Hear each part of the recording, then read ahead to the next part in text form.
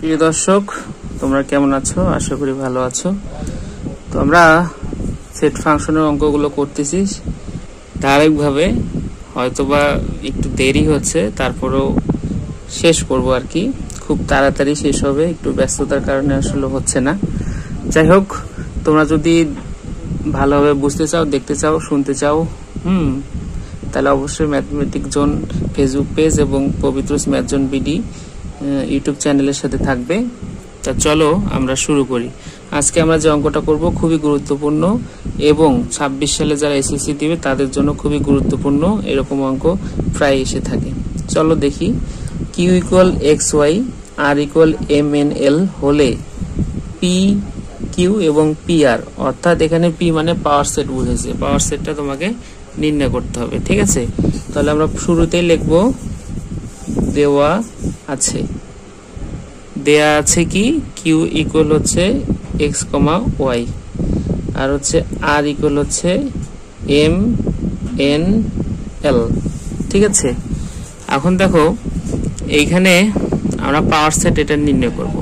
Power set যদি নির্ণয় করতে চাই তাহলে একটা জিনিস তোমাকে লক্ষ্য করতে হবে যে যখন আমরা পাওয়ার সেট নির্ণয় করব তখন বুঝতে হবে যে পাওয়ার সেটের মধ্যে কিন্তু ফাঁকা সেট, যে ফাঁকা সেটটা আছে সেই ফাঁকা সেটটা কিন্তু সকল সেটের উপাদান, এটা তোমাদের মাথায় রাখতে হবে।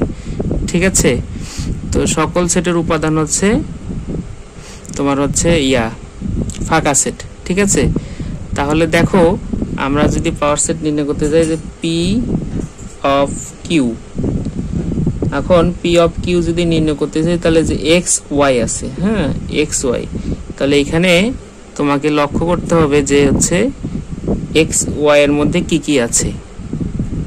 এক্স ওয়াই এর মধ্যে কিন্তু রয়েছে হচ্ছে এক্স সিঙ্গেলি এক্স ওয়াই।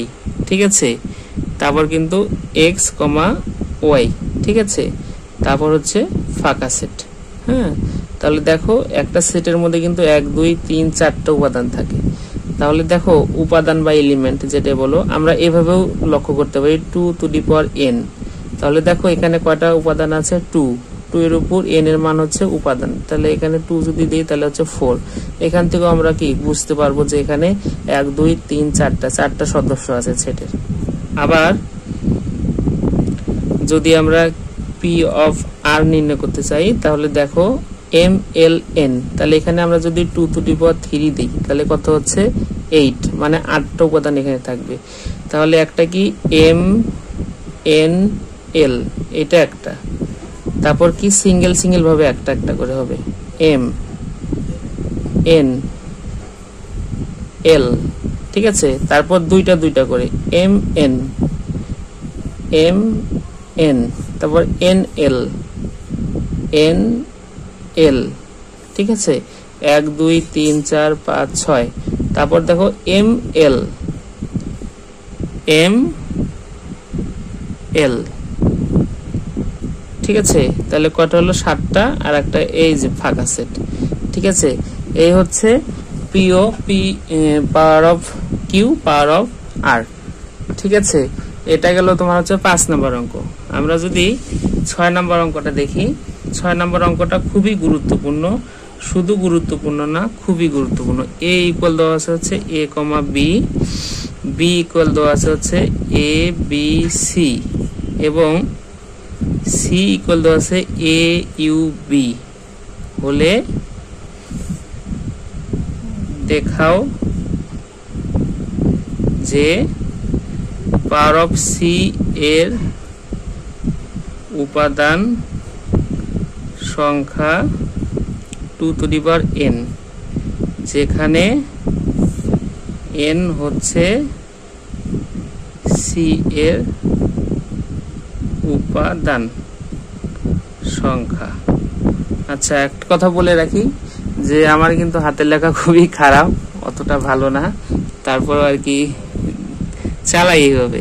আচ্ছা চলো, তাহলে দেয়া আছে আমরা লিখবো, দেয়া আছে কি কি দেওয়া আছে সেই উপাদানগুলো লেখো। এ ইকুয়াল দেওয়া আছে হচ্ছে এ কমা বি, বি ইকুয়াল দেওয়া আছে হচ্ছে এ বি সি।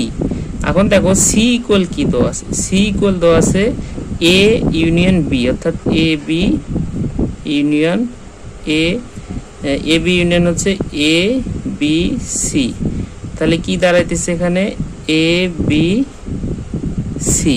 ঠিক আছে, এখন দেখো এখানে তুমি যদি লিখতে চাও তাহলে তোমাকে কি বলছে এখানে যে এটা সি। এখন বলছে দেখাও যে পাওয়ার অফ সি সেটের উপাদান সংখ্যা 2n। তাহলে এখন আমরা যেটা লিখবো যে পাওয়ার অফ সি বের করব। Power of C, power of C তে কয়টা সদস্য আছে? 3টা। তাহলে এখানে দেখো এখানে যদি আমরা লিখি যে 2n, তাহলে 2^3 ইকুয়াল হচ্ছে 8।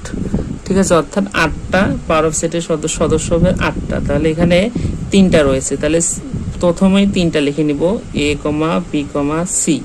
তারপর হচ্ছে সিঙ্গেল সিঙ্গেল ভাবে একটা একটা করে এ, তারপর হচ্ছে বি, তারপর হচ্ছে সি, তারপর দুইটা দুইটা করে এ বি,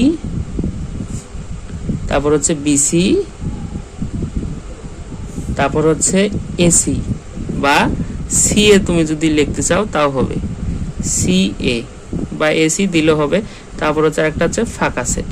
তাহলে দেখো এখানে কয়টা সদস্য আছে? 1টা 2টা 3টা 4টা 5টা 6টা 7টা 8টা। এখানে কিন্তু আমার 8টাই বের হয়েছে। ঠিক আছে, এভাবে তোমরা দেখে নেবে যে কয়টা সদস্য থাকে আর কয়টা সদস্য তোমাকে বের করতে হবে। এখন দেখো সি সেটের উপাদান সংখ্যা কয়টা হলো? অতএব সি সেটের উপাদান সংখ্যা কয়টা? 8টা। 8টাকে আমরা কিভাবে লিখতে পারি? 2^3, তাই না? 2^3 লিখতে পারি। তাহলে এখানে দেখো আমরা আরেকটা কথা লিখবো, সি সেটের উপাদান সংখ্যা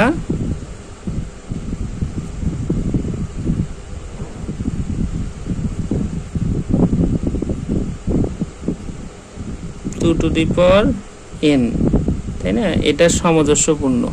2^3 2^n এর সামঞ্জস্যপূর্ণ। তাহলে আমরা লিখতে পারি অতএব সি সেটের উপাদান সংখ্যা দাঁড়াইতেছে n ইকুয়াল হচ্ছে 3, তাই না?